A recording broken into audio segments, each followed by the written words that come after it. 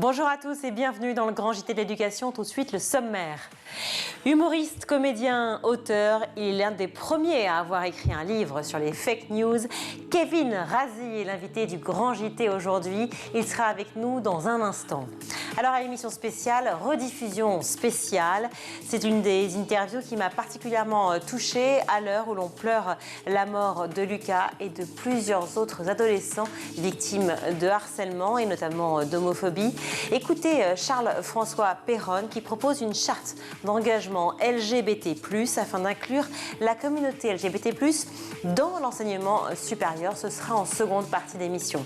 Enfin, ce sera l'heure de retrouver Malika Ménard dans Souvenir d'écolier. Cette semaine, c'est Mélanie Page qui répond à ces questions. Mais tout de suite, c'est l'heure de retrouver, pour l'actualité en bref, Michael Dos Santos. Bonjour Michael. Bonjour Virginie, bonjour à tous.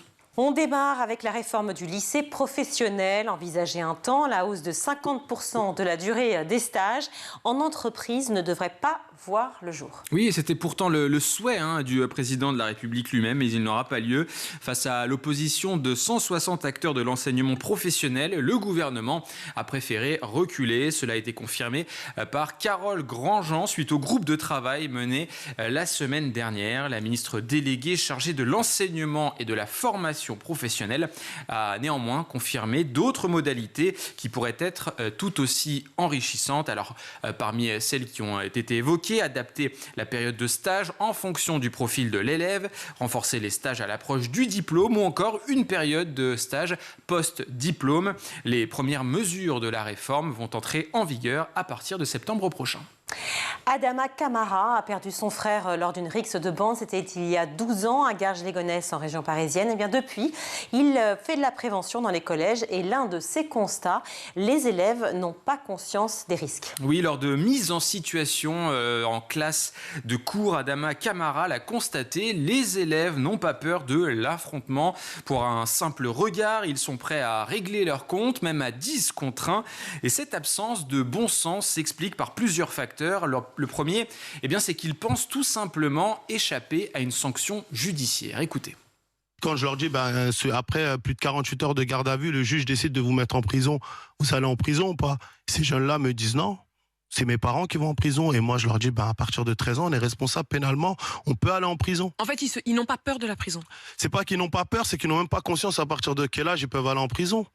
Moi, je pense qu'il y a une énorme éducation sur la justice à faire dans les établissements pour parler vraiment aux jeunes des conséquences de ce qu'ils risquent. Parce qu'on a l'habitude d'entendre au quartier ou ailleurs, t'es mineur, tu risques rien. C'est pas vrai.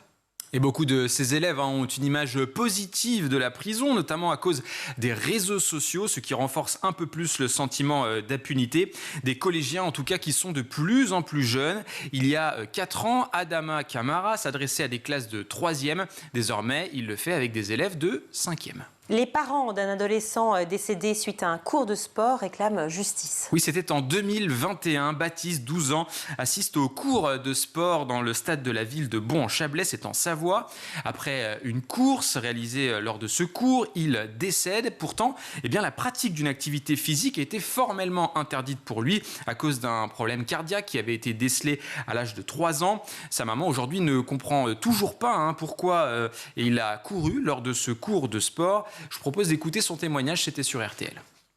Baptiste avait un certificat médical, sa maladie était connue du corps enseignant et pourtant il s'est retrouvé à courir. Tous les jours, je me demande pourquoi, je me demande qu'est-ce que j'ai pas fait pour que ça n'arrive pas. Et pourtant, je l'ai dit, je l'ai écrit, j'ai l'impression d'avoir fait tout ce que je pouvais et malheureusement, on me l'a pris quand même. Notre fils nous manque énormément. Baptiste, tu nous manques. Aujourd'hui, je demande une justice. Et depuis 2 ans maintenant, l'attente est interminable. La douleur des parents également. Les parents de Baptiste qui n'ont obtenu aucune réponse judiciaire jusqu'à maintenant. Le professeur de sport a été mis en examen et il souhaite également que l'encadrement du collège et l'éducation nationale soient mis en cause. Une école du Maine-et-Loire a décidé de recruter un professeur d'allemand via un célèbre site de petites annonces. Oui, et je vous donne un petit indice. Pour le site, c'est un coin où on peut trouver des bonnes choses. Voilà, sans le citer, bien évidemment, parce qu'on n'a pas le droit de le faire. Mais en tout cas, le lycée Chamblanc, voilà, a effectivement posté une annonce pour trouver le remplaçant du professeur d'allemand qui est parti en arrêt maladie. Une démarche plutôt originale, mais qui témoigne néanmoins du problème de pénurie des professeurs. Vous le savez, énormément d'établissements, des problèmes pour recruter des enseignants. Mais j'ai une bonne nouvelle puisque j'ai cherché cette petite annonce, je ne l'ai pas trouvée. Donc qu'est-ce que j'ai fait? J'ai pris mon petit téléphone, j'ai appelé l'établissement en question et bonne nouvelle, ils ont trouvé un professeur. Voilà. Formidable, voilà. Comme quoi sur ça a marché. Ce fameux site où il y a des bonnes choses. Oui, dans un coin. Dans un coin, on peut trouver son bonheur. Et en l'occurrence, pallier. Oui, mais ça date d'il y a quelques mois. Je voulais, sans taper bien évidemment sur nos confrères journalistes, mais l'article a été publié aujourd'hui, mais ça date d'il y a quelques mois. Effectivement, ils ont trouvé un professeur il y a quelques mois. Voilà. Merci Mickaël. Je vous le disais, il est humoriste, comédien, auteur, il a tous les talents. Il a été un des premiers à écrire un livre sur les fake news. Nous sommes ravis d'accueillir sur le plateau du Grand JT Kevin Razi. Bonjour Kevin Razi. Bonjour Virginie. Je suis contente de vous recevoir. On est très heureux chez School TV de vous recevoir parce que déjà on vous aime. Oh, on n'est pas les seuls. On n'est pas les seuls parce qu'il y a les grands comme nous. Ou les très très grands, j'aurais dire. Et puis il y a aussi les jeunes. Et c'est pas toujours facile de capter un public jeune. C'est vrai. Et c'est vrai que c'est votre talent. Oh, c'est gentil, merci Virginie. J'essaye. On va dire que j'essaye parce que ça fait depuis pas mal d'années maintenant, je suis plus tout jeune, que je fais de l'humour et que j'essaye de passer des messages à travers l'humour. Donc mine de rien, mon public a vieilli avec moi aussi maintenant. Mais c'est important de le rappeler aussi, ce qu'est l'humour, parce qu'on a toujours l'impression qu'effectivement, c'est juste faire des vannes pour faire rire et seulement dans l'idée de déclencher quelque chose. En fait, on se base toujours finalement sur une actualité, sur quelque chose qui dérange, sur quelque chose qui peut choquer ou en tout cas quelque chose qui est à dénoncer souvent dans l'humour. Exactement, et je me suis très vite rendu compte que c'était plus simple de faire passer certains messages avec une vanne, avec un enrobage un peu sympa.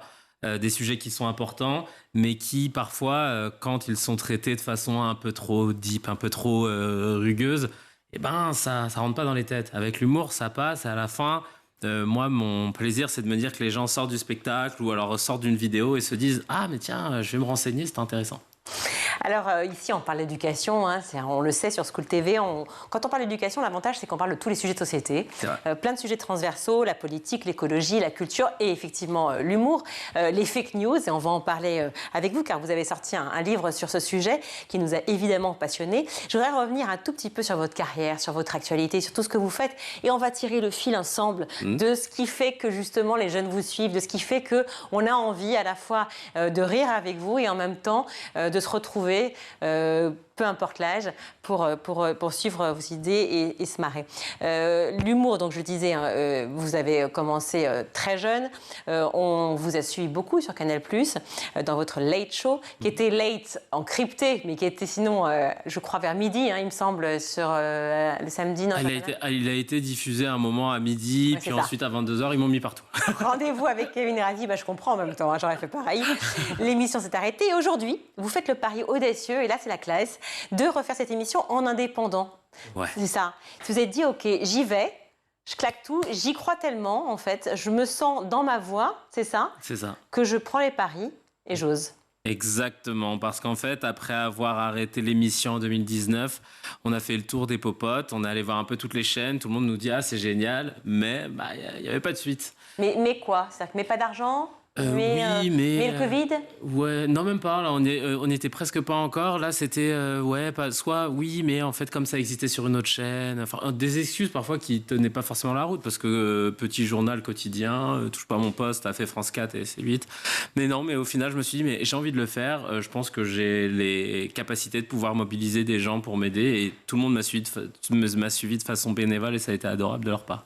Alors, ce retrait médiatique, vous avez fait une vidéo très drôle à ce sujet, où vous parlez donc justement du fait, voilà, cette petite phrase, mais il devient quoi, Kevin Razi là tout le monde vous posait la question. Est-ce que quand on vous croisait, on vous disait, mais alors qu'est-ce qui s'est passé? T'as arrêté? C'était quoi C'est ça. C'est ce qu'on me dit à chaque fois quand je croise quelqu'un. Mais alors, t'es toujours sur Canal? Non, ça fait 3 ans. Plein de petites phrases comme ça, et je me suis dit, tiens, je vais en jouer, quoi. Mais oui, c'était pas facile. Du coup, pendant 2019 jusqu'à maintenant, si je compte bien, ça fait 2 ans et demi, presque 3 ans. Ça veut dire que c'est un chemin aussi parcouru qui était différent. On va retrouver le même Kevin Razi qui était justement dans l'émission Rendez-vous avec Kevin Razi, ou est-ce que ça va être un peu différent? C'est quoi l'autoproduction? Ce qui est génial, c'est que là, il n'y a personne au-dessus de moi. Donc, je peux traiter les sujets que j'ai envie de traiter, inviter qui j'ai envie, et être moi-même. Mais vraiment, il n'y a pas de, y a pas de filtre. Vous avez eu l'impression d'avoir des filtres à un moment? Oui, les filtres de la télé habituelle. Ah non, évite de parler de ci, évite d'inviter telle personne. Nous, on préférait que ce soit... Ça a toujours été amené de façon intelligente, hein, ça n'a jamais été de façon très... Imposé, ouais. Non, voilà. Mais on te dit, il vaut mieux que tu fasses ça. Et là, il y a... Sentiment d'être un peu façonné, et là, vous vous débarrassez de ça, et vous êtes dans un sentiment de liberté totale. Totalement. Vraiment, là, je suis moi-même. Et je pense que c'est ça qui fait la plus grosse différence avec la version d'avant. Et oui, c'est une richesse énorme, et c'est vrai que c'est ce que disent la plupart, et on le retrouve d'ailleurs aujourd'hui, même dans l'actualité, avec cette réforme des retraites, où les jeunes disent tous, non attendez, je ne veux pas de cette vie-là, je ne veux pas, alors c'est contestable ou pas, hein, mais je ne veux pas travailler jusqu'à 64 ans, je veux pouvoir faire autre chose de ma vie, etc. Ils ne voient plus le travail justement comme un épanouissement, mais comme autre chose. C'est vrai que les jeunes aujourd'hui, quand on leur parle, ils se disent tous, mais finalement, je rêve de faire ce dont j'ai envie, je rêve d'être moi-même, d'être libre par rapport à ça. Qu'est-ce que vous pouvez leur répondre? Parce que ce chemin parcouru, il n'est pas non plus innocent, vous n'avez pas claqué des doigts en vous disant tout de suite je vais le faire. Totalement. J'encourage vivement les jeunes de suivre leurs intuitions et leurs rêves, parce que c'est vrai qu'on a tendance à jouer la sécurité, mais parfois elle veut plus dire grand chose. J'ai beaucoup d'amis qui étaient au lycée avec moi, qui ont fait des écoles de commerce parce qu'il fallait faire une école, et qui ne sont pas du tout épanouis aujourd'hui. Et au final, effectivement, une certaine stabilité versus un épanouissement personnel à choisir, ils préféraient avoir l'épanouissement. Donc, tant qu'à faire, autant commencer juste après le bac et de se dire que ça va être long, donc il faut y aller et s'écouter. Mais l'épanouissement passe aussi par la force de travail, passe aussi par ce duo que vous faites avec votre producteur Mourad Mokadem, c'est ça? C'est ça. Où vous vous êtes installé dans un théâtre pour tourner l'émission. Il y a aussi l'accomplissement d'une sorte de logique, c'est quelque chose de pensé. On a l'impression qu'un humoriste, il arrive, il fait du stand-up, il rentre, il va chez Fary, il va chez Baptiste Le Capin, etc. Et il se dit, moi je vais être à l'aise, etc. Je vais pouvoir faire la même chose. Non, ça s'improvise pas en fait. L'improvisation, comme le dit Fabrice Eboué il n'y a pas si longtemps, finalement il y a quand même une petite part d'impro et beaucoup de choses qu'on reprend, qui font partie d'un espèce de dictionnaire de ce que l'on a. C'est peut-être aussi ça, amener une émission qui soit naturelle, mais qui en même temps est un travail de longue haleine, devenir soi. Je pense que j'aurais pas pu faire ce que je suis en train de faire maintenant si j'avais tenté il y a 6 ou 7 ans. Effectivement, il m'a fallu du temps pour me trouver, pour trouver ma voix, mon ton et ce que j'ai réellement envie de défendre. Donc le travail de toutes ces années nous mène à être de plus en plus nous-mêmes et à arriver à une certaine forme de simplicité. On a besoin d'aller dans des méandres compliqués avant de se retrouver dans la simplicité de ce qu'on est vraiment. Alors la simplicité de ce qu'on est vraiment, vu l'actualité, on peut se dire waouh, comment on fait pour être simple, drôle et en même temps parler d'actu? Parce que c'est ce que vous faites, enfin en tout cas c'est ce que vous faisiez. Ouais. J'ai hâte de voir les prochains numéros. Là, vous reprenez la même chose, mais quels sont les thèmes? Je crois que vous avez tourné déjà des épisodes. Ouais, j'en ai tourné 2. Vous pouvez dévoiler, sans spoiler vraiment, mais enfin dévoiler un peu les thèmes. Oui. Parce que là, on a un des sujets qui a été publié, mais on l'a mis par petits bouts sur les réseaux. C'était un sujet assez dur en plus, c'est sur les béquets en Martinique, donc les blancs créoles en Martinique qui tiennent la plupart de l'industrie agroalimentaire, et c'est un sujet qui est très touchy, mais il s'avère que dans un documentaire on est tombé sur des pépites, et nous ce qu'on aime avec Mourad, c'est d'avoir un peu ce pas de côté, ce regard sur une façon de parler d'un intervenant, ce qui se passe dans le fond, et de pouvoir raconter des choses mais en les dédramatisant un petit peu. Et l'autre sujet, c'était sur Shein et la fast fashion, parce que ça concerne quand même pas mal de jeunes. On est régulièrement tagué sur les réseaux sociaux par Chine qui veulent faire de nous des ambassadeurs à chaque fois. Et Alors, vous pouvez raconter redire ce qu'est Shein. Chine, oui, c'est une entreprise, c'est une grosse entreprise chinoise de prêt-à-porter qui réalise des scores, des chiffres incroyables qui surpassent Zara et H&M de loin, mais au détriment de quoi, naturellement, c'est déjà de la piètre qualité des vêtements, et au-delà de ça, c'est aussi les conditions de travail des personnes qui les fabriquent. Alors, vous le disiez, regarder un écran, regarder une image, un personnage et voir ce qui est derrière. C'est aussi ça dont j'avais envie de parler avec vous. Et puis, ça me permet de faire un lien avec votre livre Fake News. C'était Fake News, comment Évite de tomber dans le piège. Voilà, évite de tomber dans le piège. Car c'est un sujet qui revient très souvent dans l'actualité, et d'autant plus dans l'actualité de l'éducation. C'est de savoir lire une actualité, la décrypter, ne pas tomber tout de suite dans l'aspect soit complotiste, soit faux, et en tout cas de décrypter une image. Comment donner justement cet accès, ce décodage aux jeunes ? C'est vrai que c'est pas facile, et je pense que c'est important pour les artistes, les influenceurs ou les youtubeurs de s'y mettre un peu, parce que si on a une institution un peu trop étatique, un peu trop stricte, qui donne des messages aux enfants en leur disant faites pas ci, faites pas ça, ils vont pas les écouter. Mais ce qui est important déjà, c'est de pas se précipiter à vouloir partager une information. Ça, c'est le premier, la règle première que je donne toujours aux jeunes que je rencontre, c'est de ne pas partager tant qu'on n'a pas vérifié, qu'on n'est pas allé voir si ça avait été repris par d'autres. Mais le problème, c'est ça, c'est la vérification. Parce que, par exemple, si on prend le Gorafi, c'est partagé si souvent, et pourtant, beaucoup s'y sont trompés en pensant que c'était des vraies actualités, des vraies informations. Ouais, c'est ça. Alors, c'est vrai que là, les comptes parodiques, ça n'aide pas, parce qu'il y en a beaucoup. Le Gorafi, c'est le plus connu. Donc maintenant, les gens commencent à comprendre, et encore, parce qu'il y a même des politiques qui sont tombés dans le panneau du Gorafi.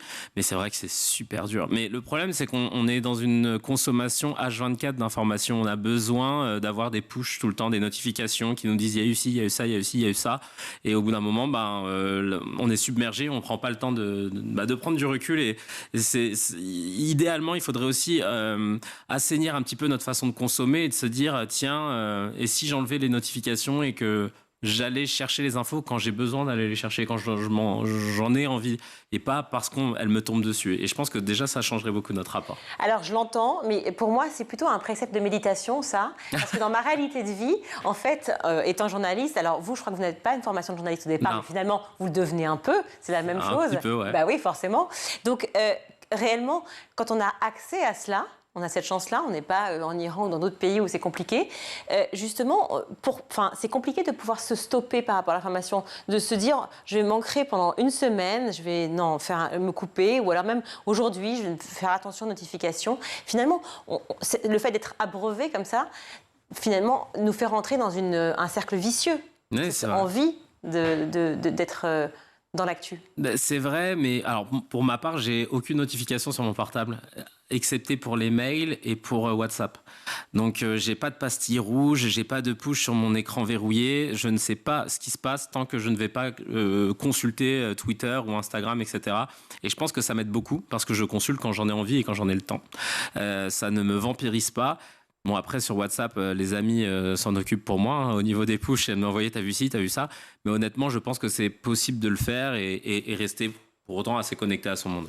On va repartir sur votre émission dans quelques instants avec vos invités. Est-ce qu'on va justement voir d'ici quelques semaines? Mais j'aimerais continuer sur cet aspect effectivement des fake news et justement du décryptage de l'information, notamment sur les complotistes, sur les platistes par exemple, qui est quand même fabuleux. Je vous écoutais dans une émission sur le Move où vous disiez c'est bien simple, comment expliquer à un jeune que effectivement la Terre n'est pas plate, et tu marches et puis finalement tu ne tombes pas. Dans une récente étude IFOP pour la Fondation Reboot et la Fondation Jean Jaurès, la proportion de jeunes qui perçoivent positivement la science a chuté de 22% en 50 ans, ce qui est énorme. Les jeunes croient de plus en plus aux vérités alternatives. Alors, alternative, ça veut tout et rien dire. Alors, c'est à la fois l'astrologie, qu'on peut tout à fait considérer évidemment, et qui cartonne en ce moment chez les jeunes. Ils sont même 49% à estimer que c'est une science. Ah ouais. Alors oui, voilà. Ça vous étonne ? Totalement, il y a une réelle défiance de la science comme on la connaît, des vérités établies, c'est assez hallucinant. Parce que les alternative facts, comme ils disent en anglais, ça avait été lancé surtout par des pro-Trump qui savaient pas comment répondre à des journalistes sur des aberrations qu'ils sortaient et ils disaient non mais c'est une vérité alternative mais c'est dingue, hein. Ça montre bien qu'il y a une réelle défiance. Hein. Il y a une défiance vis-à-vis du journalisme aussi de manière générale, c'est-à-dire qu'on le voit, il y a beaucoup de chaînes d'infos qui ont été créées et finalement la plupart, alors beaucoup de Français, peu importe l'âge, mais aussi du côté des jeunes, où ils se penchent, ils vont vers des sources qui ne sont pas considérées comme fiables. Souvent, je l'ai vu par exemple sur Facebook. Ouais, c'est vrai. C'est pour ça que nous, dans Rendez-vous avec Mourad Mokadem, on s'était imposé une règle, c'était de prendre uniquement des éléments qui avaient été diffusés sur des chaînes d'infos.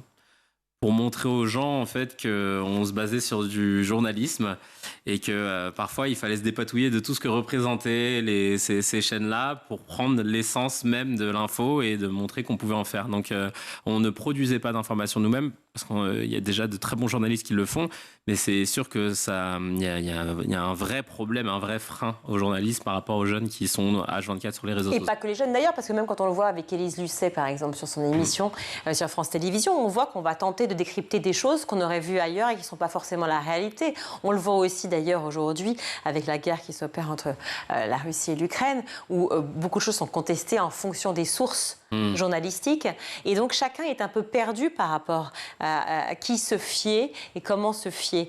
Aujourd'hui, le décryptage est très intéressant, même les parents sont perdus en fait. Oui. Autre chiffre intéressant, il y a Instagram, TikTok, 41% des jeunes TikTokers, on les appelle comme ça, croient en l'idée qu'un influenceur qui a un nombre important d'abonnés a tendance à être une source fiable d'information. C'est-à-dire qu'en fait, est-ce que autour de vous, vous avez entendu ça? Non mais lui c'est bon, il a 500 000 followers, donc il faut que je le suive et de toute façon ce qu'il dit est forcément vrai.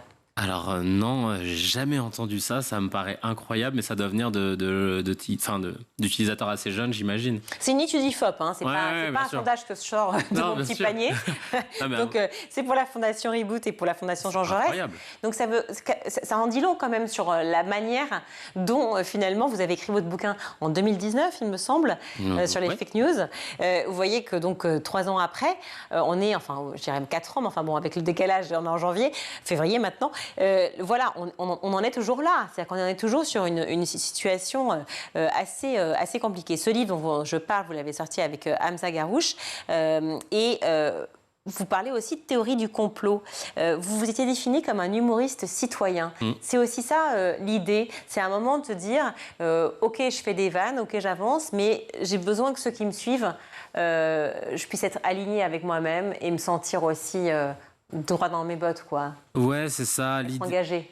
Oui, alors en plus, je préférais citoyen que humoriste engagé parce que j'estimais que j'œuvrais pour l'intérêt public, que c'était vraiment des réflexions de citoyens, vraiment au sens ancestral, quoi, membre de la cité, et on fait partie de la vie commune, on essaye de faire avancer les choses sans bannière politique, sans fanion, et je trouve que c'est important, c'est vrai. C'est vraiment très important qu'en tant qu'humoriste, qu'en tant qu'artiste, on puisse se positionner.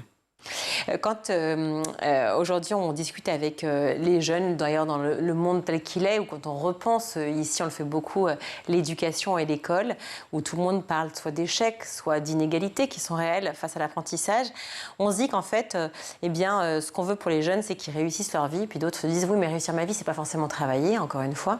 On leur met une pression très tôt pour qu'ils réussissent, très tôt pour qu'ils soient engagés, très tôt pour qu'ils soient comme papa, maman ont voulu, ou comme la société aurait voulu qu'il soit, qu'il fasse le bon choix, que tout soit parfait, comme s'il n'avait pas le droit à l'erreur. Et dans la vidéo que vous avez sortie avec Auréa Les Yeux Verts, vous parlez de l'importance de l'échec. Est-ce que vous pouvez me redire un mot là-dessus ?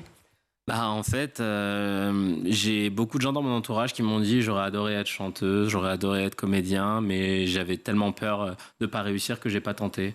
Et à chaque fois, je leur réponds, mais t'imagines qu'un footballeur a déjà dit une fois je voulais être footballeur mais je suis pas allé plus loin parce que j'avais peur de perdre un match. Ça n'aurait pas de sens. Là c'est pareil. Les gens ont tendance à oublier que l'échec c'est surtout de l'expérience. Sans échec, quelqu'un qui n'échoue pas c'est quelqu'un qui n'a jamais rien tenté. C'est ce que je me dis toujours. Vous avez déjà échoué vous ? J'arrête pas. À quel moment ça a démarré quand ? Le premier échec? Le premier échec, ça a été quand j'ai voulu produire une date de spectacle dans une salle et que la personne qui m'avait donc signé cette date était partie avec la caisse. Et que je me suis retrouvé à devoir contracter un crédit parce que parce qu'il avait encaissé un chèque de caution, etc. Donc je me suis retrouvé à devoir... Vous l'avez vécu comme un échec parce que vous vous êtes trompé sur la personne en question? Oui, parce que je m'étais pas back-upé, enfin je n'étais pas... j'étais naïf. Et à partir de là, j'avais quoi? J'avais 21 ans, hein, 21 ou 22 ans, et j'ai créé ma première boîte de prod à ce moment-là. Parce que je me suis dit, plus jamais je me fais avoir, et j'ai décidé de créer ma boîte de prod pour que tout soit contractualisé en bonne et due forme.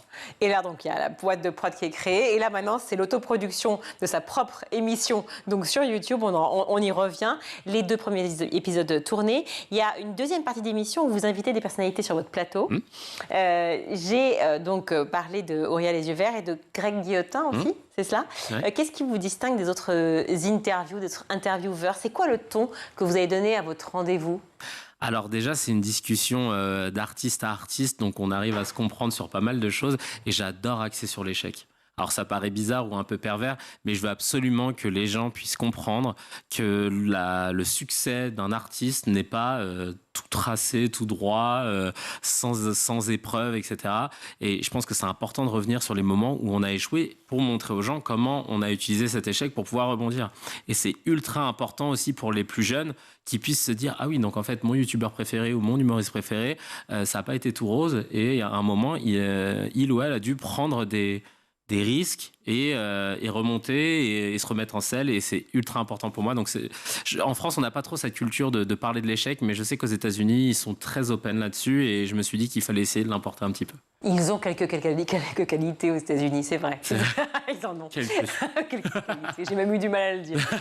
Non, je plaisante évidemment. Non, mais ce qui est vrai, c'est que la théorie de l'échec est très intéressante, notamment sur le fait de pouvoir rebondir. Encore faut-il avoir ce ressort-là, c'est-à-dire que de se dire, est-ce que c'est aussi un accompagnement peut-être familial? Est-ce que vous avez des parents très présents aussi qui vous ont tout le temps poussé en disant, t'inquiète pas, vas-y, fais ce que tu veux, mais fonce, peu importe où tu vas? C'est vrai que j'ai eu de la chance, mes parents ont été derrière moi assez rapidement. Naturellement, ils avaient un peu peur. Je me souviens de mon papa, en fait, qui me disait « Oui, mais Kevin, on connaît pas ce milieu-là. Ta mère est gardienne d'immeuble, moi je travaille chez Renault, on connaît personne du showbiz. Enfin, je flippe. » Mais peur de quoi? Vous avez peur que, en fait, vous ne gagnez pas d'argent et que ça soit compliqué? Ou alors peur de l'échec, c'est-à-dire de ne pas faire rire? Je pense qu'ils avaient peur que je ne réussisse pas à vivre. De cette passion, que je m'en sorte pas. Ils savaient même pas sur quoi se raccorder, comme personne dans la famille n'avait été avant ça artiste ou autre. Donc c'était vraiment juste la peur de... Voilà. Et je me souviens que j'avais dit à mon papa, mais papa, toi, t'es arrivé de l'île Maurice, t'avais 21 ans, pas un son aux poches, et aujourd'hui, t'es passé de mécanicien chez Renault à responsable logistique, on a une maison de vacances à l'île de Léron, une autre à l'île Maurice, t'as élevé 3 enfants. Je lui ai dit, mais en fait, c'est génial ce que t'as fait. Moi, je vais juste traverser la rue, aller dans un théâtre, le vrai fou, c'est toi. Et là, il m'a fait ouais, c'est vrai, ouais. Et donc, c'est passé. Mais c'est aussi ça le cœur du sujet, en fait. C'est de se dire qu'à un moment, c'est les parents ont cette responsabilité-là aussi de pousser les enfants dans si tu as une voix, vas-y, sois bon. Crois-y, mais enfin crois-y, c'est pas Nicole, c'est crois-y, va à fond. Et je pense que l'éducation est faite pour ça. Quand vous avez fait vos études au collège, au lycée, comment ça s'est passé? Est-ce que les profs croyaient en vous? Est-ce qu'à un moment, vous avez senti ce côté poussé par l'enseignant et par l'envie de réussir et d'apprendre? Alors j'ai eu un prof, Monsieur Gonzalez, mon prof d'économique et sociale. Et lui, il m'a beaucoup inspiré parce qu'il nous laissait vraiment nous aiguiser sur notre libre arbitre et notre façon de penser. Mais après, je pense que c'est plus les élèves qui m'ont poussé. Parce que les profs ne savaient pas forcément que j'étais quelqu'un de drôle ou qui avait une fibre artistique, à part mon prof de théâtre, qui était aussi notre prof de philo. Mais c'est vraiment l'école, c'est vraiment les camarades qui étaient mon premier public quelque part, qui étaient les premiers à partager mes vidéos, les premiers à être au premier rang dans mes salles, donc je leur dois beaucoup. Ah oui, parce que les salles, c'était très jeune en fait. J'ai commencé à monter sur scène à 19 ans. Et là, j'en ai 35. Quand même. Non, ne me dites pas 35 comme ça, parce que moi, j'en ai 10 de plus. Hein. Attention. C'est vrai. Attention, Kevin. Bon, on a beaucoup de points en commun, notamment l'île de Héron. Ça me fait très plaisir. Je sais que je vais pouvoir vous croiser cet été. C'est très bien. Oui. On ira bouffer des huîtres ensemble. J'étais ravie de vous recevoir, Kevin Merci Razi. beaucoup. Félicitations. J'ai hâte de vous écouter, de vous regarder. Donc, disponible sur YouTube dans combien de temps ? Et ben là, il y a déjà une première interview qui est dispo pour Auréa les yeux verts. Et celle de Grégory Guillotin, ce sera dans 2 semaines, je pense. Ok, Voilà. donc Kevin Razi sur YouTube, on trouve Exactement. facile. Merci 1000 fois. Merci beaucoup, Virginie. On marque une courte pause et on se retrouve.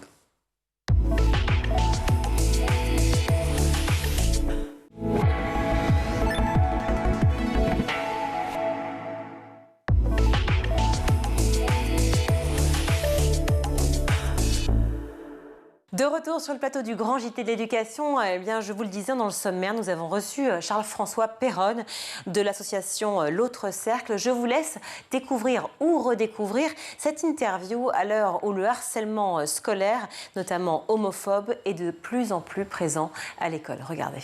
Je suis ravie d'accueillir Charles-François Péronne. Bonjour. Merci de m'accueillir. On est ravis. Merci d'être avec nous. Vous venez nous parler d'une charte. Elle est ici. C'est ça, je peux la piquer ? Mais bien sûr. La voici, cette charte. Alors, vous n'allez pas voir grand-chose à l'antenne, mais vous allez la retrouver sur le site. Une charte que vous avez contribué à mettre en place, une charte d'engagement LGBT+, de l'enseignement supérieur. Concrètement, ce texte permet de mieux inclure et de mieux protéger justement les personnes LGBT au sein des entreprises.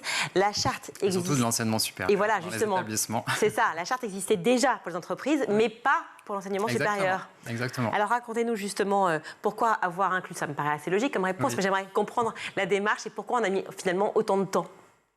Alors c'est vrai que c'est une charte qui existe depuis 2012, qui a été lancée du coup pour le monde du travail à l'initiative d'Accenture et de l'Autre Cercle. Et donc c'est une charte du coup qui engage les employeurs publics et privés à créer un environnement de travail qui soit bienveillant et inclusif pour tous leurs employés LGBT+. Et c'est vrai que du coup cette charte a été signée également par des établissements d'enseignement supérieur, mais ils ne s'engageaient qu'auprès de leurs employés. Et donc on s'est dit, dans un établissement d'enseignement supérieur, il n'y a pas que des employés, il y a aussi du coup des étudiants. Donc ce serait bien de modifier un petit peu cette charte-là existante pour que du coup soient inclus les étudiants, en sachant que on sait qu'aujourd'hui il y a encore des problèmes d'LGBT-phobie dans l'enseignement supérieur. Et donc cette charte-là, avant tout, je l'ai initiée pour justement les étudiants LGBT+, qui aujourd'hui ne se sentent pas bien dans leur basket et qui ont cette charge mentale permanente et cette peur qu'on apprenne qu'ils sont LGBT+, et du coup cette peur du coup d'être discriminés et de subir du coup des violences qui peuvent être psychologiques, verbales, voire physiques. On rappelle ce que ça veut dire, LGBT+, pour ceux qui nous regardent et qui ne savent pas. Lesbienne, gay, bi, trans. Et donc dans le plus, on a aussi tout ce qui est intersexe, asexualité, pansexuel, les aromantiques, etc. Alors quand on parle d'homophobie, souvent on imagine que ça pose problème à l'ancienne génération, et c'est pas forcément vrai. En fait, ça peut être aussi le cas pour la nouvelle génération qui ne sent pas forcément, soit peut-être parce qu'elle ne connaît pas, et c'est souvent le cas. Quand on ne sait pas, on a peur. Oui. Et finalement, quand on sait, quand on apprend, tout d'un coup, les peurs disparaissent et le lien se fait. Il fallait aussi peut-être écrire cette charte aussi pour cette nouvelle génération ? Exactement. Donc là, on a écrit cette charte-là, enfin en tout cas on a modifié cette charte-là en partenariat avec le CAELIF et la FAGE. Donc le CAELIF qui est le collectif étudiant des associations LGBT+ d'Île-de-France et la FAGE qui est la fédération du coup des associations générales étudiantes et qui regroupe du coup, donc le CAELIF c'est à peu près 18 associations LGBT+ d'établissements d'enseignement supérieur comme Centrale Supélec, HEC, ESSEC, etc. Et la FAGE du coup regroupe 2000 associations étudiantes et il s'occupe plutôt du bien-être général du coup de l'étudiant. Et donc le dernier baromètre du CAELIF qui date de 2020 a interrogé à peu près 2000 étudiants sur ce qui se passait du coup dans l'enseignement supérieur au niveau de l'inclusion des étudiants LGBT+. Et donc dans les chiffres qui sont assez marquants, on a un étudiant sur 3 qui a été témoin d'LGBT-phobie dans son établissement. Un étudiant LGBT+ sur 10 qui a été victime d'agressions homophobes. Et surtout, on a 85% des étudiants qui ne remontent pas les faits à l'administration. Et aussi 2 étudiants sur 3 qui n'ont pas connaissance du coup d'une politique d'inclusion dans leur établissement. À côté de ça, il y a une enquête du coup qui a été révélée par Mediapart en janvier 2020 sur les grandes écoles et tout ce qui est sexisme, racisme et homophobie dans les grandes écoles, avec des témoignages d'étudiants qui ont été victimes de tous ces types d'agressions-là. Et qui a révélé vraiment des événements mais que je considère comme atroces et ignobles, de méchanceté, de dégradation de la femme, qui est considérée comme un objet sexuel, d'étudiants LGBT+, qui ont été outés dans leur établissement, dans des espèces de gazettes qui est distribuée. Outés, ça veut dire dont on a dit en fait qu'ils étaient Exactement. Donc par exemple, une étudiante lesbiennes. lesbienne qui s'est retrouvée du coup sur le site un peu officieux, qui était lu par tous les étudiants, vu par tous les étudiants de l'école et qui a été outée du coup sur ce site.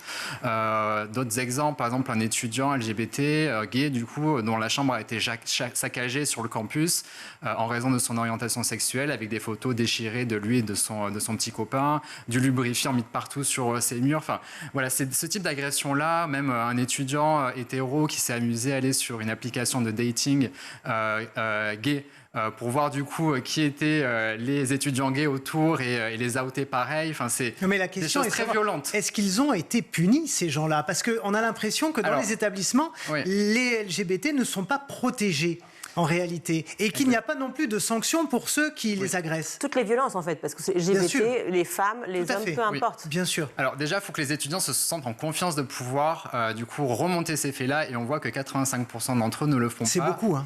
Parce qu'ils pensent que voilà, ça va les desservir. Et dans les enquêtes du coup qui ont été faites par du coup Mediapart, on voit aussi qu'il y a une certaine forme de latence du coup des établissements qui savent pas forcément par quel bout prendre les choses, des fois qui n'ont pas peut-être envie d'avoir une mauvaise pub de l'école, etc. et qui par exemple des fois mettent un peu les choses sous le tapis et n'agissent pas. Donc c'est pour ça que cette charte est très importante, parce que les établissements vont vraiment s'engager. Donc il y a 4 engagements du coup. Alors justement, on y vient, oui. Quels sont ces engagements qu'ils prennent quand ils signent cette charte? Donc le premier, c'est de créer un environnement d'études et de travail. Donc c'est parce que c'est à la fois pour leurs employés, donc personnel administratif et enseignants, et à la fois pour les étudiants, de créer du coup un environnement de travail et d'études qui soit bienveillant et inclusif. Donc là, c'est comment est-ce qu'on sensibilise la direction de l'établissement, comment on sensibilise du coup le personnel administratif, les étudiants, la direction du coup de l'école ou de l'université. Deuxième engagement, c'est de veiller à une égalité de droits et de traitement, peu importe l'orientation sexuelle ou l'identité de genre de la personne. Donc là, on arrive plus sur un volet RH. Par exemple, aujourd'hui, on sait qu'il y a des collaborateurs dans le monde du travail qui ne vont pas activer leurs droits RH. Par exemple, mettre un conjoint de même sexe sur sa mutuelle, parce qu'ils ont peur que du coup ça se sache du coup dans tout l'établissement. Voilà. Donc c'est des choses qu'on essaie de dire aux établissements, voilà, soyez attentifs, faites attention à la confidentialité du coup des données qui sont traitées par exemple par les RH. Ça va être aussi par exemple accorder un droit de congé parental pour un enfant issu par exemple né d'une GPA qui n'est pas forcément reconnue par l'État. Et pourquoi, pardon, quand je vous écoute, pourquoi, et cette question se pose souvent, mais je vous la pose, pourquoi l'orientation sexuelle anime autant de fantasmes chez les gens de manière générale? Pourquoi cela, tout d'un coup, devient soit un problème, soit une différence inacceptable ou inavouée, ou une situation qui met en péril quelque chose? Alors moi j'ai mon propre avis là-dessus. Je pense que dans la société, et ça remonte à très longtemps, il y a aussi la religion aussi qui est impliquée là-dedans, qui dit clairement du coup que c'est un péché. Donc quand on éduque du coup tout un ensemble de population en disant voilà c'est un péché, on doit être c'est un homme et une femme, c'est pas 2 hommes ou 2 femmes. Ça crispe ensuite derrière quand on voit du coup dans la réalité du coup ces types d'amour qui peuvent exister. Et je sais pas. Et qui ont d'ailleurs toujours existé, hein. Évidemment. Dans l'Antiquité, c'était tout à fait admis. Bien sûr. Dans les plus grands peuples depuis antiques. toujours, et c'est admis par beaucoup de monde, fort heureusement, depuis très longtemps. Mais même dans beaucoup de religions, et on l'a vu malheureusement des histoires terribles qui se sont passées, notamment chez les catholiques aussi, avec bien 2 hommes souvent qui se sont retrouvés. C'est des histoires aussi compliquées. La religion, j'entends, mais c'est pas forcément un argument. Bien sûr. Après, moi, je peux vous dire que pour mon histoire personnelle, j'ai vécu par exemple des LGBT-phobies depuis très tôt. Par exemple, moi, la première fois qu'on m'a traité de PD, j'avais 9 ans. La première fois qu'on a essayé de me frapper, j'en avais 10. Frappé parce que on disait de vous que vous étiez gay. Parce que j'étais un peu féminé et que j'aimais bien parler, rester avec des groupes de filles, j'aimais bien jouer au Barbie, etc. Donc les garçons ne comprenaient pas ça. Et même moi, quand j'étais petit, je comprenais pas. Enfin, je n'avais pas encore bien conscience que j'étais gay. Et pour moi, c'était quelque chose, que je connaissais pas. Et donc très vite, j'ai appris la haine que pouvait engendrer du coup la différence. Et très tôt, j'ai appris du coup à me faire discret, à ne pas être moi-même, à faire attention à ce que je dis. Et donc ça a perduré. Au collège aussi, j'ai été menacé. Au lycée, alors ça s'est un peu plus calmé au lycée, mais j'avais quand même toujours des sous-entendus, des petites moqueries. Et pour autant, on en parle davantage aujourd'hui, et c'est bien justement que vous êtes là, on en a parlé très souvent sur ce plateau. On veut faire en sorte que la société soit beaucoup plus inclusive de manière générale, justement, accepte toutes les différences. Et pour autant, on voit de plus en plus d'actes d'homophobie. Et c'est pour autant d'ailleurs que cette charte existe. Oui.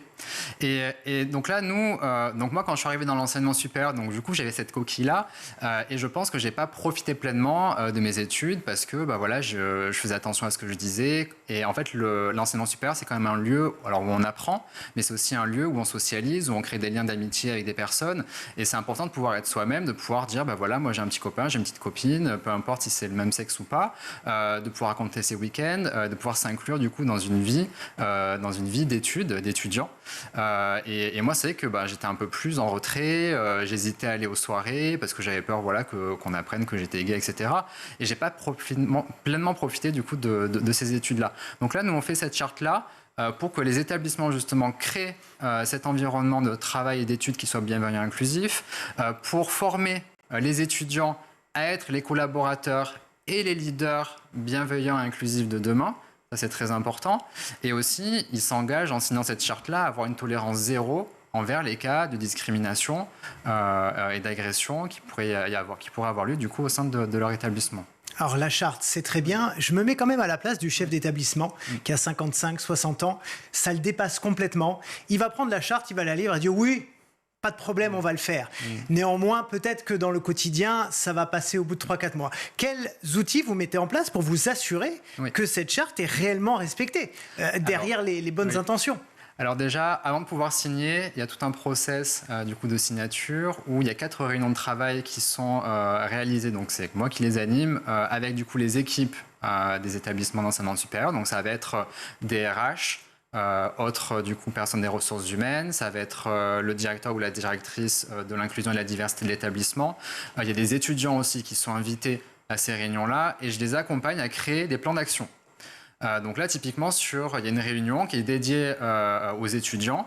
Et par exemple, je vais reprendre le cycle de vie de l'étudiant. Par exemple, depuis si c'est une école de commerce qui a des concours, depuis la candidature à l'école, les oraux, etc., en passant du coup par l'arrivée dans l'établissement jusqu'au départ. Et je vais reprendre certains moments et je vais dire par exemple, imaginons, je suis étudiant LGBT+, je m'intéresse à votre établissement. Moi, le premier réflexe que je vais avoir, c'est d'aller sur votre site web. Est-ce que vous avez une page diversité inclusion? Donc là, soit l'établissement me dit oui, soit me dit non. Et s'ils me disent non, je leur dis ce serait bien que vous ayez ça parce que ça va être hyper rassurant pour un étudiant de voir qu'il y a des choses qui sont faites sur l'inclusion LGBT+. Autre cas, je vais leur dire, malheureusement, je suis étudiant LGBT+, j'ai subi ma première agression LGBT-phobe dans votre établissement. Comment est-ce que vous le traitez? Est-ce que vous avez une procédure claire? Est-ce qu'il y a des sanctions qui sont établies? Est-ce qu'il y a un numéro de téléphone, une adresse mail ou un référent auquel du coup je peux m'adresser? Et donc, sur tout ce parcours-là, je vais donner des idées de bonnes actions et des bonnes pratiques qui va leur permettre de faire leur plan d'action. Je suis désolée, je vais devoir vous couper parce qu'on ne peut pas rester, mais j'ai bien compris effectivement tout le parcours que vous avez mis en place. Et au bout de 3 ans, on revient Au bout de 3 ans, on refait le point et on se donne le droit du coup de lever le titre de signataire si on voit que rien n'a été fait par l'établissement. On a compris pour cette charte donc, qui existe maintenant d'engagement LGBT+. Merci beaucoup Charles-François Perronne d'avoir été avec nous. Je rappelle que vous êtes bénévole au sein de l'association L'Autre Cercle qui aide à inclure les personnes LGBT+, au sein des entreprises. Donc maintenant, grâce à cette charte aussi au sein de l'enseignement supérieur. Merci beaucoup. Merci à vous. Allez, tout de suite, c'est l'heure de retrouver Malika Ménard dans Souvenir d'écolier. Et cette semaine, son invitée est Mélanie Page. Si je te demande un souvenir d'écolier précis à me partager, celui qui te vient là comme ça spontanément. Alors en CP, j'adorais ma maîtresse qui s'appelait Sophie. Et je la trouvais tellement belle, elle avait des longs cheveux raides. Et je ne sais pas pourquoi, c'était l'heure de la récré et je suis remontée en classe. Je ne sais pas, j'avais oublié un truc. Et en fait, je l'ai vue à travers la porte entrouverte en train de se brosser les cheveux. Et je me suis dit, il ne faut pas qu'elle sache que je suis là en train de la regarder. Et je me suis planquée en train de la regarder, que pour moi, c'était réponse, quoi. Donc voilà, ça c'est un peu la première image de... Mais sinon, j'en ai plein. J'ai eu une prof d'histoire géo géniale qui m'a changé ma vie, qui nous racontait les chouans. Ça, c'est la prof qui t'a marqué? Ouais, en seconde. Extraordinaire. C'est-à-dire toutes les profs d'histoire géo devraient être comme ça, parce qu'elle nous racontait une histoire. C'était pas seulement l'histoire avec un grand H, c'était comme une histoire. Et elle nous intéressait vraiment à ce qu'elle nous disait. Et comme moi, je bossais pas à la maison, bah, c'était super que... Voilà. Toi, on sait, c'était tout en cours. Au moins, ouais, mais j'engrangeais tout dans tout ce qu'elle me racontait, quoi. Est-ce que tu avais une matière préférée? C'était plutôt des profs qui me faisaient aimer la matière. À chaque fois? Mais toi, tu n'avais pas une attirance particulière? Non, parce que j'aimais le théâtre. Quand j'avais une bonne prof de français, c'était le français. Quand j'avais la bonne prof d'histoire géo, c'était histoire géo. Alors, l'anglais, j'étais bilingue, ça aurait pu être mais en fait, j'aimais pas trop les cours d'anglais parce que, pour être honnête, en France, on a un petit problème avec les profs d'anglais. Non. Non, déjà parce que c'est des Français qui donnent des cours d'anglais. Il faudrait que ce soit des Anglais qui donnent des cours. Dans les écoles bilingues qui sont souvent privées, les profs d'anglais, c'est des Anglais ou des Américains. Oui, ça paraît un peu logique. Ou en tout cas des anglo-saxons, c'est-à-dire des gens comme moi, quoi, des gens qui ont... Ils avaient un accent très fort. Un accent, mais à couper au couteau. Ils faisaient des fautes. Alors moi, du coup... Tu les reprenais? Je les reprenais. Alors il y en a qui... On a compris le caractère. Il y en a qui aimaient bien, qui se disaient, ouais, je vais me la mettre dans la poche pour qu'on soit un peu un binôme et ça se passait bien. Et c'était plus intelligent, je pense, de réagir comme ça, parfois même qui me demandaient. Mais tu avais 20 sur 20, du coup, tout le temps? J'avais des bonnes notes. À part, en 6e. Donc, moi, je me disais, c'est bon, quoi, je suis bilingue. Donc, et en fait, premier contrôle en 6e, donc de la première année d'anglais à l'école, un contrôle sur toutes les différentes orthographes. Oui. Et moi, j'étais bilingue, mais en fait, j'avais pas appris à l'écrire, l'anglais. D'accord. Et j'avais pas du tout révisé en me disant... jamais à la maison? Confiance, non. En fait, de temps en temps, je lisais un petit truc en anglais, mais très peu. Et donc, en fait, je me disais, ouais, je suis pas bonne de réviser. Et j'ai eu genre 10 sur 20, un enfer pour moi d'avoir dit... Oui, par rapport Oui, c'est normal. Et le prof m'a dit, comme quoi, on a beau être bilingue, il faut réviser. Et ça m'a tellement touché l'ego que je n'ai plus jamais pas révisé un contrôle. Et à partir de là, j'ai eu 19 ou 20 à tous mes contrôles de toute ma scolarité. Est-ce qu'il y avait une matière cauchemar? Non, pareil, c'était des profs. Je n'avais pas de matière cauchemar. Parce que les maths, j'étais plutôt bonne quand le prof était bon. Après, j'ai plongé avec un prof qui était très mauvais. Mais ce n'était pas un cauchemar. C'est juste que du coup, j'étais pas intéressée. Donc à chaque fois, le plaisir que tu avais d'aller étudier une matière était vraiment lié à la personne qui l'enseignait? Complètement. C'est la première fois qu'il y a quelqu'un qui... C'est vrai? Ouais. Mais même dans la vie, je suis comme ça. C'est-à-dire que pour moi, j'adore mon travail parce que j'adore les gens avec qui je travaille et les gens que je vais rencontrer. Tu ne vas aller que dans un projet où tu aimes les gens qui t'entourent. Oui, ou alors en tout cas où je me dis, tiens, j'ai vraiment envie de travailler avec cette personne, je ne la connais pas, mais elle m'intéresse. C'est déjà la fin de ce numéro. On se retrouve demain pour la suite de Souvenirs d'écolier, toujours en compagnie de Mélanie Page. À demain. Tout de suite, c'est le meilleur de School TV avec le Zap. C'est un phénomène que certains qualifient un peu d'à la mode. On en entend beaucoup parler de plus en plus et il se manifeste. Vous avez cité à juste titre justement le sondage, là, c'est 22% de jeunes qui ne se reconnaissent pas dans une identité féminine ou masculine. Donc ça se manifeste en particulier chez les plus jeunes et c'est quelque chose qui a tendance à se développer, ces questionnements sur suis-je bien une fille, suis-je bien un garçon ? Est-ce que le sexe qu'on m'a attribué à la naissance, est-ce que c'est vraiment ce que je suis finalement au fond de moi ? Comment il s'est construit, comment on m'a construit ? Voilà, exactement. Comment est-ce que finalement le regard de mes parents et de mon environnement social, est-ce que c'est vraiment ce que je suis au fond de moi ? Donc, ça, question qui se pose aujourd'hui massivement, qui ne se posait pas, du moins dans les mêmes termes, il y a 5 ou 10 ans. En revanche, si on va sur le terrain de la transidentité, c'est-à-dire des personnes qui non seulement se posent la question, mais décident d'engager un chemin pour changer de sexe, là, pour le coup, les chiffres restent extrêmement modestes. Oui, tout à fait. Alors là, c'est ce qu'on rappelle dans le dossier. C'est à peu près 1% des jeunes, finalement, qui sont effectivement trans. Voilà, moi, j'utilise le terme trans parce qu'avant, il y avait le débat transsexuel, transgenre. Ouais. Trans, c'est plus simple. Ça prend, on embarque tout le monde. Ça englobe tout le monde, ça n'exclut personne. Et voilà, donc c'est beaucoup plus simple. Et effectivement, c'est 1% finalement des jeunes aujourd'hui qui sont vraiment dans cette perspective trans et qui envisagent, voire qui sont carrément passés à l'acte, c'est-à-dire qui ont effectivement changé de sexe biologique. Il a fallu d'abord faire énormément de pédagogie au métier du numérique et aux compétences qui sont rattachées à ce secteur. Alors oui, nous on a depuis le début du wagon, on a eu une approche qui était assez global en fait sur ces métiers-là. L'idée c'est qu'en fait, en sortant du wagon, c'est assez court, hein, ça dure 9 semaines. En sortant du wagon, on puisse être recrutable, qu'on puisse lancer son entreprise, qu'on puisse avoir une activité de freelance. Donc il y a un certain nombre d'éléments qui doivent être remplis pour qu'un métier soit un métier chez nous en fait. Et typiquement, il y a une difficulté qu'ont la plupart des écoles qui forment à ces nouveaux métiers, c'est qu'il ne faut pas être trop en avance de phase, trop en retard de phase. C'est-à-dire qu'il faut faire attention au buzz, à toutes les tendances, etc. Il ne faut pas se lancer tête baissée dans un nouveau métier qui n'est pas encore vraiment un nouveau métier. Il faut attendre que le marché existe et se crée. En revanche, il ne faut pas être trop en retard parce que c'est des marchés qui sont en besoin et qui sont en tension très fortement et il faut être en mesure de leur fournir des profils pertinents. Comment on en vient justement à l'improvisation théâtrale et pas au théâtre classique, peut-être comme Mathilde? Comment on en vient, je ne sais pas, il y a différents biais. Beaucoup l'apprennent aussi par l'école, parce qu'on intervient beaucoup dans les collèges, ce genre de choses.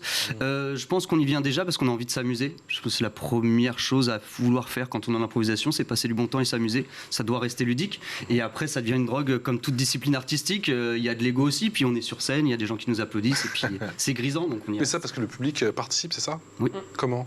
Eh bien, comme vous venez de le dire, il vote à la fin, donc, et du coup, il est intégré, c'est un spectacle interactif. Donc, il est intégré au spectacle, il participe à la scénographie, en tout cas à la dramaturgie du spectacle. Donc, il est avec nous, il nous supporte, et il est capable de ne pas nous supporter aussi. Ça, on le voit effectivement sur cette photo. Zébio, l'impro théâtrale, c'est addictif. Oui. Ouais. Comment tu en es venu, toi, justement, à participer à J'ai entendu parler de ça dans mon entourage et mes parents m'ont poussé à m'inscrire. Et j'ai découvert ça en y allant pour les premières fois. J'ai vraiment découvert quelque chose qui, je sais pas comment dire, qui me donnait, qui me libérait un peu de tout, un peu des cours, etc. Et à chaque fois que je venais, en tout cas, j'étais pressé de la prochaine fois. Et qu'est-ce qu'on dit justement quand on participe les premières fois? On se dit, oh là là, ils sont trop forts, je vais avoir du mal ou... Non, au début, il y a un peu ce truc de comment ils arrivent à faire ça. Moi, je me sentirais pas de le faire, etc. Puis, avec le temps, on en vient à le faire nous-mêmes et peut-être montrer l'exemple aux nouveaux qui s'inscrivent. On est au début du XXe siècle, les industriels s'attaquent à un moyen de production de moins en moins compétitif, c'est le travail humain. Absolument, comment faire pour que l'on aille plus vite et qu'on soit plus efficace? Eh bien, c'est Taylor qui invente le concept du travailleur moderne. Désormais, il ne participe plus à la production d'un produit dans son ensemble, mais il se spécialise sur une étape de fabrication, c'est ce qu'on appelle le taylorisme. Et si on a oublié ce que c'est, on regarde les temps modernes. Voilà, les temps modernes, c'est très bien. Et on a le taylorisme. Absolument, et le travail de Taylor est poussé à l'extrême avec Ford, qui lui invente le travail à la chaîne. Non seulement l'ouvrier est spécialisé dans une étape de fabrication, mais désormais, c'est le travail qui vient à lui, et ce pour éviter tout mouvement inutile. Absolument. Et c'est le mauvais côté de cette révolution industrielle où la course à la productivité se retourne totalement contre l'homme. Révolution des transports aussi à cette époque-là. Oui, bateaux, trains et surtout voitures individuelles. Toujours chez Ford, on fabrique la fameuse Ford T qui est alimentée grâce à l'essence. Le rythme de production s'intensifie encore et double en seulement 40 ans. Voilà pour la révolution industrielle qui va en quelque sorte accouché d'une autre révolution. C'est la révolution numérique. Oui. Pendant la deuxième moitié du XXe siècle, ça va être la démocratisation d'Internet. La prochaine étape maintenant, c'est très certainement le temps des robots et de l'intelligence artificielle. Jérôme, j'avais envie de reprendre avec vous parce que, je le dis depuis le début de cette émission, vous êtes champion du monde d'une discipline très particulière qui s'appelle le mind mapping. Vous organisez d'ailleurs vous-même ces compétitions notamment. Concrètement, le mind mapping, ça veut dire quoi? Il faut s'imaginer une cartographie mentale qu'on va pouvoir mettre au point au fur et à mesure. Exactement. Donc le mind mapping, carte mentale en français, est un outil qui a été créé par Tony Buzan, qui, dans les années 60, se posait la question « Comment apprendre ?» Parce qu'il faisait des études, mais on ne lui a jamais appris à apprendre. Et en faisant des recherches, en s'inspirant notamment des plus grands cerveaux de notre histoire, comme Léonard de Vinci ou Albert Einstein, il a réussi à conceptualiser une méthode qui consiste à structurer l'information de manière visuelle. Donc, si par exemple, on veut faire une mind map, déjà, il faut commencer par une feuille en format A4, ou A3 d'ailleurs, et de la voir en format horizontal, parce que notre champ de vision est beaucoup plus développé de manière horizontale que verticale. Et ensuite, on va mettre au centre de la feuille ce qu'on appelle l'idée centrale, le cœur de notre sujet. C'est comme si on faisait une dissertation avec le grand titre. Et à partir de là, eh bien, on va pouvoir poser nos idées. Et donc, c'est vrai qu'à l'origine, c'était un outil purement analogique, donc avec la feuille, les stylos, etc. Et aujourd'hui, grâce aux nouvelles technologies, grâce aux travaux que font par exemple avec le wagon, on développe des outils technologiques qui permettent aujourd'hui de faire des versions numériques de ces cartes. Vous avez pu voir un extrait à l'écran, avec des outils qui permettent de conceptualiser beaucoup plus rapidement l'information. Donc, c'est un outil polyvalent qui permet d'apprendre, permet de mémoriser, qui permet de synthétiser et qui permet aussi de développer sa créativité. Donc c'est un outil super. Et oui, en effet, il y a des compétitions de ce type-là et une vraie communauté derrière. Et justement, est-ce qu'on peut dire que l'improvisation permet aux enfants, là je parle vraiment des enfants, d'oser, de sortir de soi et peut-être de débloquer certaines choses? Oui, je pense que c'est une bonne école pour les plus jeunes et aussi en vrai pour les adultes parce qu'en fait on va dépasser la peur de l'échec, on va apprendre à oser et justement pour les enfants, souvent à l'école ou même à la famille on leur dit bah fais pas ça, ça c'est pas bien et là en fait on leur dit vas-y ose. Et on verra, il y a des cadres quand même, mais vas-y, ose et dis ce qui te passe par la tête et on verra bien ce que ça donne. Et ça débloque certaines choses et ils apprennent à se faire confiance aussi et à oser faire ce qu'ils n'ont pas le droit de faire, peut-être dans d'autres domaines. Et Lilian, on peut commencer à quel âge ? Alors, on peut commencer, je sais qu'il y a des ateliers qui commencent à 8-9 ans. Nous, avec Impronet, on commence à donner des ateliers en maternelle. Alors, c'est plus de l'éveil à la théâtralité que de l'impro pure. Mais en tout cas, je pense que c'est comme tout, il n'y a pas d'âge, comme n'importe quel sport. Vous nous avez dit que vous intervenez dans les écoles, justement, à quoi ressemblent les ateliers dans les écoles? J'imagine qu'on a peu de temps. On a le temps de faire quoi? Oui, on a peu de temps, en effet, souvent sur la pause du midi ou des choses comme ça. Ah oui, en plus. Oui, c'est ça, c'est 1 heure à peine. Donc, du coup, de créer un groupe et puis de faire ce qu'on fait d'habitude, mais en plus rapide. Les gars mangent en même temps, tu sais. Il y en a qui mangent dans la salle avant qu'on commence le cours, oui, c'est sur des laps de temps très rapides. Ouais. D'accord. Mais on fait la même chose que sur les autres cours, mais on a moins de temps pour le faire, quoi. Comment on peut travailler son jeu d'acteur si jeune, à 8 ans, 10 ans, 12 ans? Comment on peut travailler justement sa palette d'émotions? Il y a...